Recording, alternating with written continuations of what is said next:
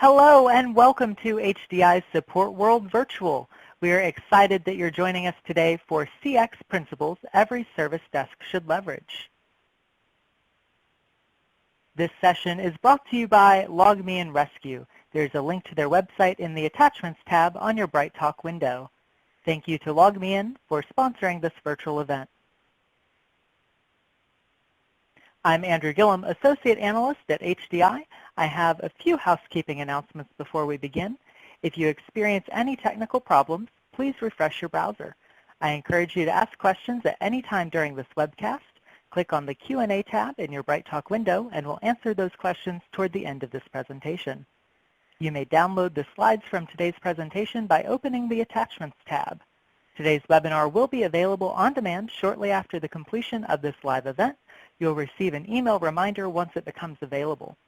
The slides will advance automatically throughout this event.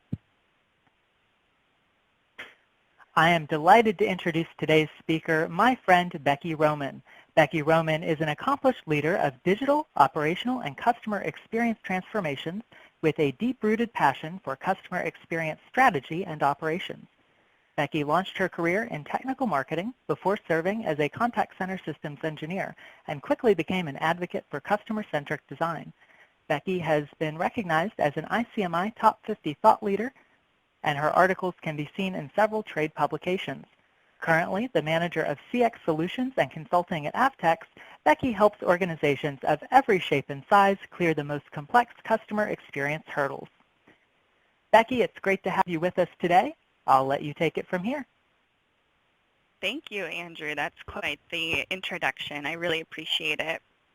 Welcome, everyone. As Andrew said, this is CX Principles Every Service Desk Should Leverage.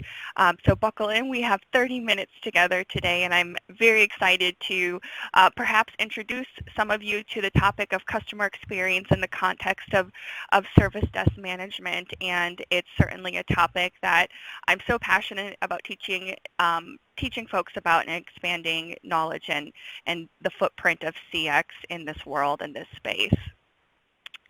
As Andrew mentioned, again, my name is Becky Roman, very happy to be here.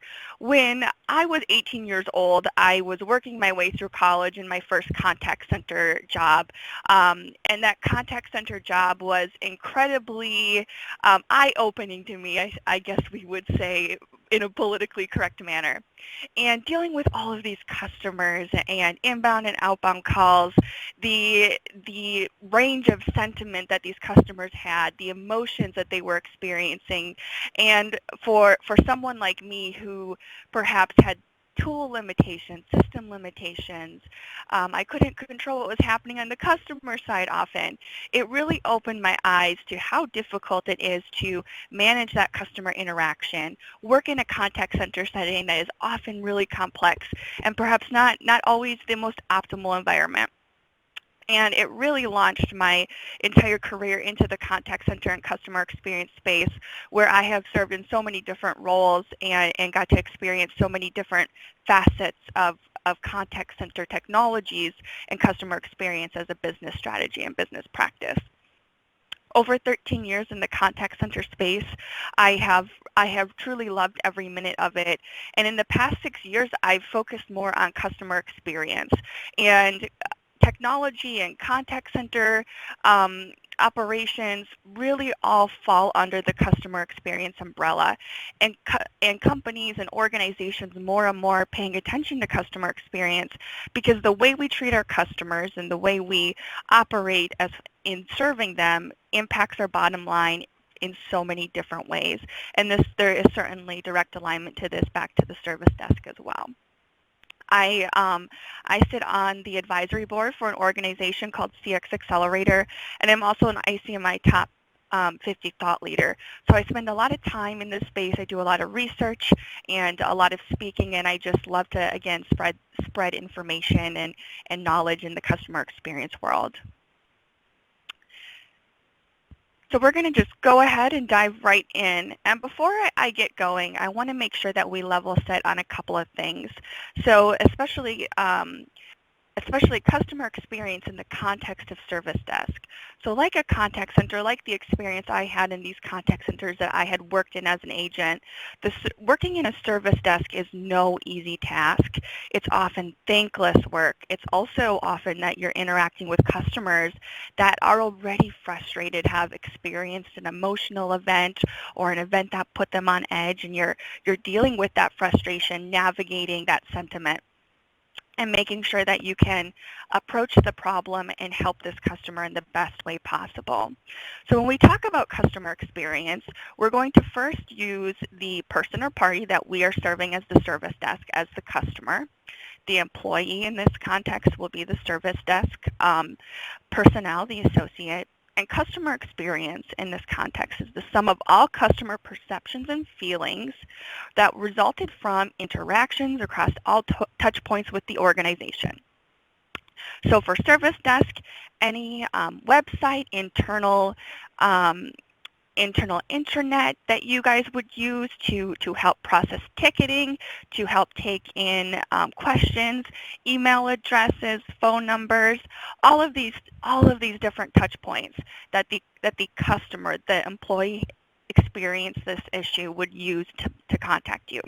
So again, customer experience being the sum of all the interactions across all touch points, employee being the personnel, and customer being then that person being served.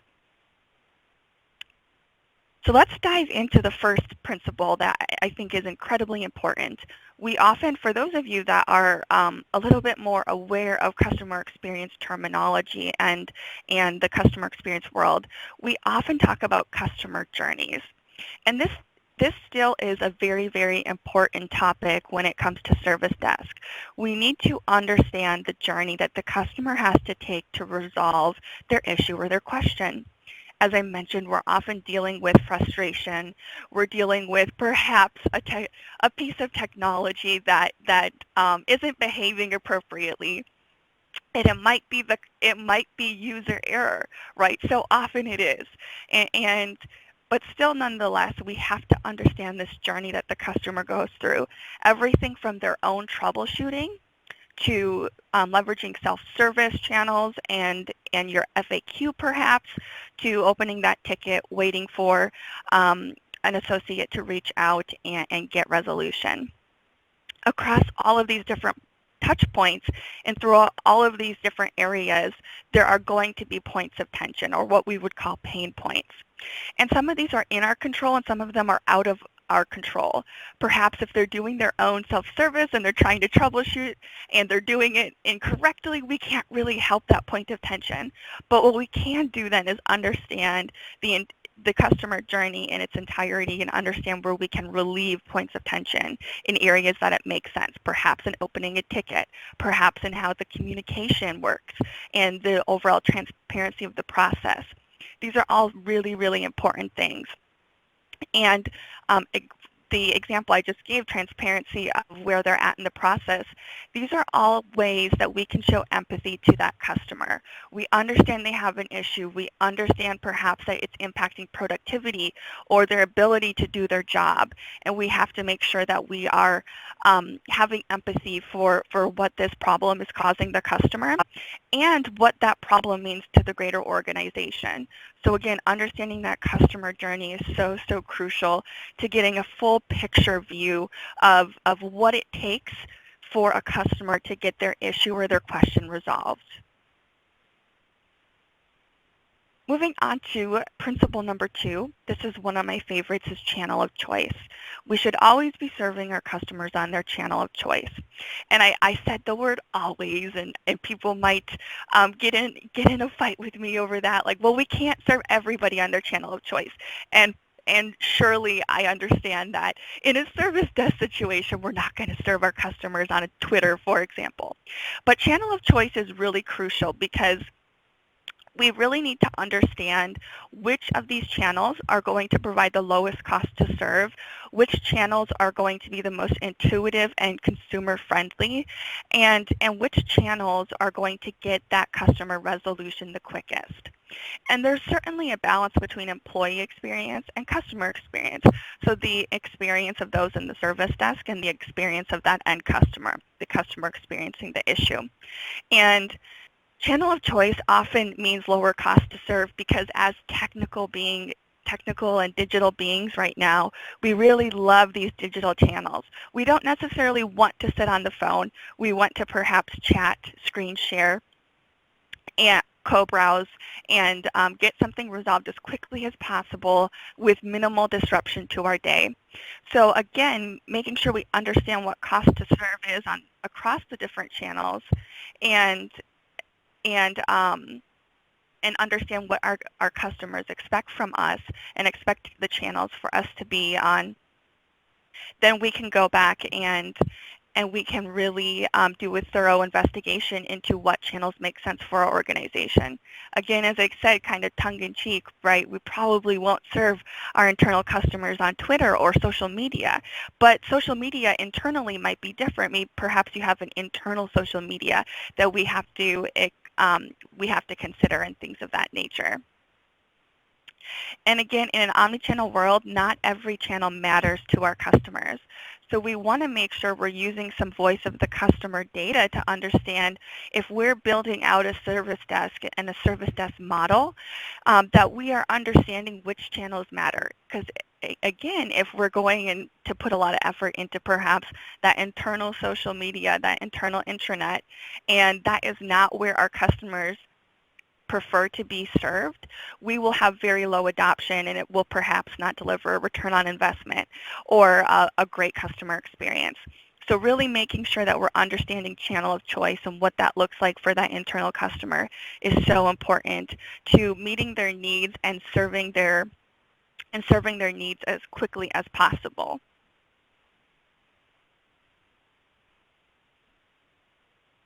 Just like when we interact with organizations externally, it's really important, especially in this day and age, we spend so much time giving companies our information that they know us. And an internal customer has already given us all of their information. We know so much about their technology and them as a person. We need to make sure that personalization is baked into our customer journey and is really fundamental to our overall process. So again, when we're looking at the overall customer journey, are we understanding who they are and what their possible needs are before they come out and seek help? Are we anticipating needs? So for example, anticipating needs of an employee that's a new hire, anticipating the needs of an employee that perhaps got new software or new hardware, and making sure that we know that this event has happened instead of asking them to rehash all of that information back to us. Authentication data, if we're asking employees to authenticate before coming to the service desk, we need to be leveraging all of this information collected, all of this information we have, because every time we go back to that customer and we ask them for more information, perhaps to validate what kind of machine they're using, what kind of software they're using, what kind of versions they're on. These are all things that we most likely have access to and can get, but we're asking the customer to put in more energy and more time to resolve their own issue, even though they've already reached out to us to seek help. So knowing that they've already reached out to us to seek help, perhaps they've already attempted self-service, we need to make sure that this experience with the service desk is very understanding to who they are, what they've already gone through, and what we already know about them. And so again, if we're making the customer repeat themselves, give information that they have already given before, or we should have anyway, it's just incredibly, it's an incredibly bad customer experience to continue having them tell you over and over again. The personalization aspect so often is missed because we think that perhaps it's not something we need to do for an internal experience. But the experience we provide out of the service desk is crucial to the overall employee experience within your entire organization. So when we take a step back and we look at all the value being derived out of the service desk, it's so much greater than just technical support and helping employees resolve technical issues.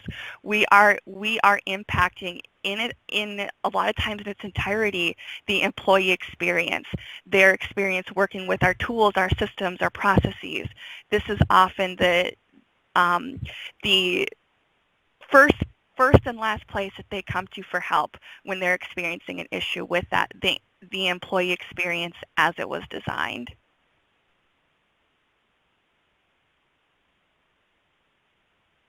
Moving on to our fourth principle, I really like to talk about first contact resolution. And this is a really hot topic in contact centers across the board.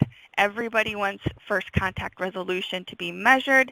Everybody wants first contact resolution to be front of mind as a KPI. And I really, really think it's important to talk about in the context of the service desk. Again, when we take a step back and we look at service desk management in the context of the greater employee experience, the holistic experience we're providing to our employees.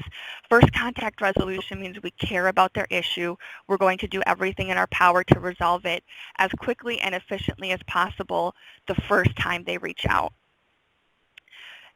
So again, as we look at first contact resolution, there might be contact categories or disposition types that we certainly can't resolve with first contact resolution. Perhaps there's a hardware malfunction and we have to ship them a new machine. That is not going to be possible to resolve with first contact resolution. So no, this isn't meant to be, we're not targeting perfection. We're aiming for first contact resolution as much as possible, but we know there's going to be times where this isn't possible, especially in a service desk scenario. But we need to nonetheless be equipping our service desk personnel and associates to have this first contact resolution scenario in mind. We can measure for it and we can incentivize for it, and doing so will really help these employees think in terms of how can I help this customer, help resolve this issue as quickly and efficiently as possible so they do not have to contact us again about this issue in a certain threshold of time. And getting employees in this mindset means that they're not going to kick cans down the road. They're not going to prioritize or deprioritize work based off of how they're feeling or how their day is going, things like that. It's going to put them in this mindset that the customer in front of me has a problem, and it is my job to fix this problem right now as quickly as I can. And again, when we look at first contact resolution, tying back in so many of the other principles that we've already talked about, we are going to think about the design of the journey and how thoughtful and consistent it is across the board, across whatever channel that internal customer wants to reach out on. First contact resolution needs to be consistent across the board. If we can provide first contact resolution 100% of the time on voice, on a phone call, and we can only provide it 50% of the time on chat, then maybe we have to redesign our journey or we have to redesign our policies to make sure that we are being as consistent and thoughtful as possible when building out this customer journey. Similarly, we need to be designing the journey for first contact resolution. We shouldn't be sending our customers in loops. We shouldn't be using confusing language or confusing ticketing systems that maybe make it impossible for the customer to articulate their need the correct way the first time around. And it creates this need for constant back and forth, and that's where a lot of time and productivity, efficiency, etc. is lost.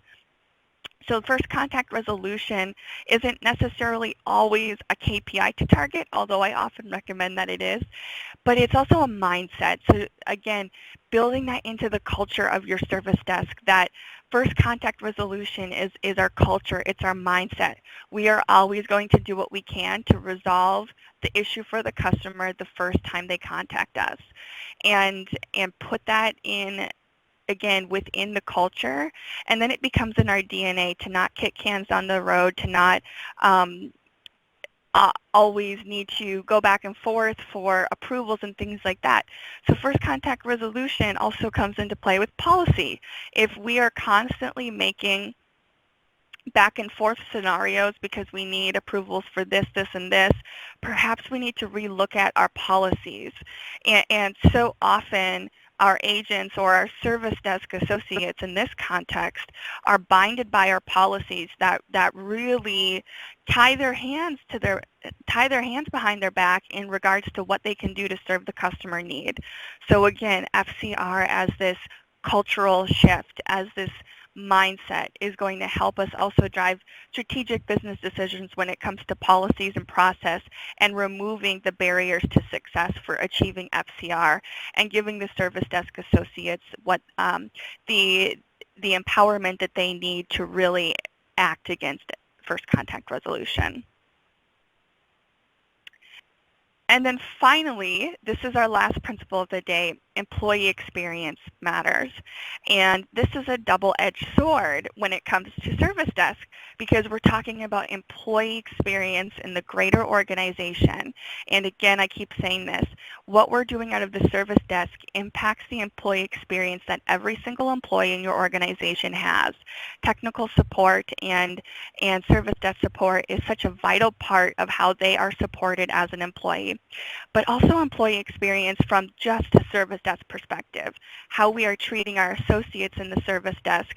Again, taking in our last principle, how we are building our culture out for our service desk employees. Are we making sure that they are empowered and equipped to serve the customer as best as possible, or are we really making a bunch of landmines for them to have to jump around and hoops to jump through in order to help this customer and get that customer's question or issue resolved as quickly as possible? So again, we're talking about empowerment, enablement in the context of employee experience. It is so important for us to take a look back at policies and procedures. Oftentimes we forget about this. We think that there's a tool or technology restriction that's always to blame. And as service desk people, we know all too well sometimes it's simply not the technology's fault. It's not the tool's fault.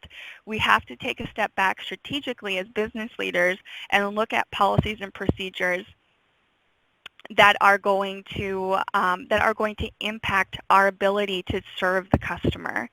We are such a crucial part, I cannot say this enough, as service desk employees, we're such a crucial part of the organization and everybody's productivity and everybody's ability to serve the end customer.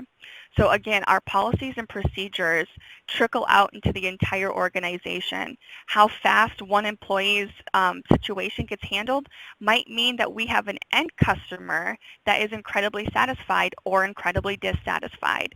We can trickle out the work that happens in the service desk to every last corner of the organization, the productivity and efficiency of every last corner of the organization, which means what happens out of the service desk is so crucial and needs to be paid attention to. Again, in the terms of policies and procedures, I say here, we need to have careful consideration to what thresholds of control truly matter. And when we take a look at thresholds of control, we often design our policies and procedures to be overly cautious, and it's understandable. But we have to do analysis of at what point we are hindering ourselves from serving the customer and getting back to business as usual with our policies and procedures. So again, making sure that we understand what truly matters, what scenarios truly need to be escalated to a higher level of control for approval is going to help us seek efficiencies. We're going to see better customer satisfaction, and overall we're going to probably see an increase in first contact resolution as well. Shifting over into service desk as a culture and the employee experience within the service desk. The work culture is so important, and we've talked about that in almost every principle we've covered so far. But flexibility, again, playing into all of this, flexibility to do their work in the environment that works for them, and have the flexibility to solve problems in a manner that works for them is so important. We're hiring incredibly intelligent people that know what they're doing, and we have to trust our training and onboarding for them to do the job. So giving them, again, if it's with tools and technology or policies and procedures, whatever it may be, giving them this flexibility and empowerment to do their jobs in a way that makes sense for them and makes sense for the customer is so incredibly important. And then again, bringing it all full circle. I opened it up with there's not a lot of jobs that are harder than a service desk or a contact center agent job, because again, it's thankless work. So often we're dealing with frustrated customers, we're dealing with issues that are perhaps outside of our control. And so empathy for the employee and what they're going through is so crucial. We have to have just like we have to have empathy for the customer, have empathy for the service desk, the fact that they are absorbing problems day in and day out, solving problems day in, day out. We need to make sure that we're building a culture that has empathy for that employee and is really building a culture of thankfulness for these service desk employees, understanding that our productivity and our efficiency across the board in our organization really falls on the shoulders of these folks, and what they're doing is so important. And again, building off of that will create a culture of the customer is first, the employee experience matters, and then things just start to fall into line. And at the end of the day, this all trickles out into the end customer, how we're serving our end customer, which impacts our bottom line. It impacts the overall organization's financial success. And that is very, very important to everybody in the organization across the board, regardless of whether or not they care about the technology or they're just one of those people that just needs it to work and turn on every single day. They're going to care when it comes to the ability to make sure that every employee has the equipment and the empowerment they need to do their job as productive and efficient as possible. So again, 30 quick minutes. I could have talked about this for 30 days, and I still would have had new topics to cover, I'm sure. But if you want to connect with me, I would be happy. I invite you to connect with me on any of these channels. Please reach out to me via email, Twitter, LinkedIn. I am active on all of them. Let me know what questions you have, what feedback you have. If you want to talk about customer experience more in depth, I would welcome any and all conversations. And please don't hesitate. There is no question too big or small when it comes to customer experience. I love them all. So again, do not hesitate to reach out. I invite you to connect with me, and we can continue the conversation in customer experience. We do have 2 quick minutes left, and I want to see if there's any questions that I can answer. And Andrew, are you going to?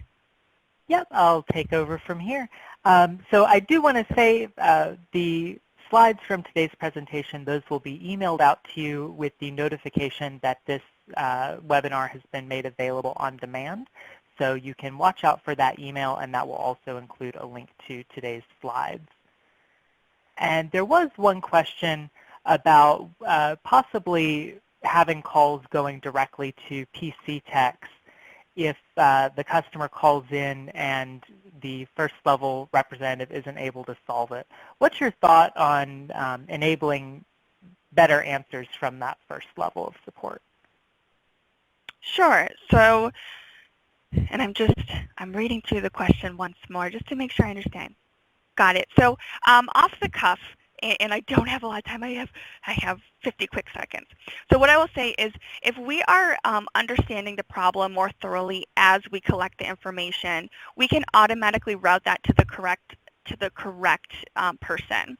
So if we are just arbitrarily connecting them with the first level support, knowing that this issue is more complex than that first level of support will be able to handle, we need to look at our routing and queuing strategy of these tickets as they come in.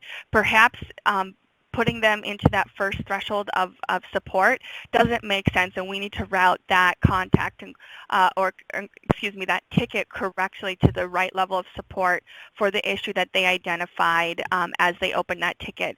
So again, understanding the customer need, they've identified that need and routing that appropriately instead of just making sure that across the board every contact type needs to have needs to hit that first level of support. So that was a very, very quick answer to a little bit complex of a question, but I would love to have whoever asked that. I love that question. I would love to continue the conversation. Wonderful. Thank you so much for joining us today, Becky. This concludes today's session. Again, the slides and recording will be available on demand shortly after today's presentation. On behalf of HDI, thank you for attending Support World Virtual. This webcast is copyright 2020 by Informa Tech. The presentation materials are owned by or copyrighted by HDI, which is solely responsible for its content. Individual speakers are solely responsible for their content and opinions. Have a great day, and I hope you'll join us again soon.